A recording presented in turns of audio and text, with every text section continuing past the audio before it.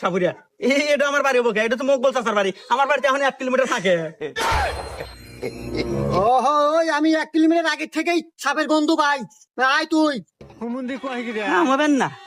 এই যে এই খোপ, যে খোপ থেকে আমাকে একটু ডিমও খাবে না সাপুরিয়া। আজকে আমাকে সাপ ধরে দিয়ে যাবেন, যত টাকা আমি দেবো। হ্যাঁ, আমি আগেই জানতাম এই জায়গায় বড় সাপ থাকে এবং নাগিন থাকে, সাথে সাপের 7 বংশ থাকে। আমি গন্ধ আগে থেকেই পাচ্ছি, 1 কিলোমিটার আগে থেকেই পাচ্ছি। তুই টেনশন করিস না, সাপের মাথা আমি নিজের হাত দিয়ে ধরে টান দিয়ে ছিঁড়ে নিয়ে আসবো। এখানে দেখ আমি কি করি।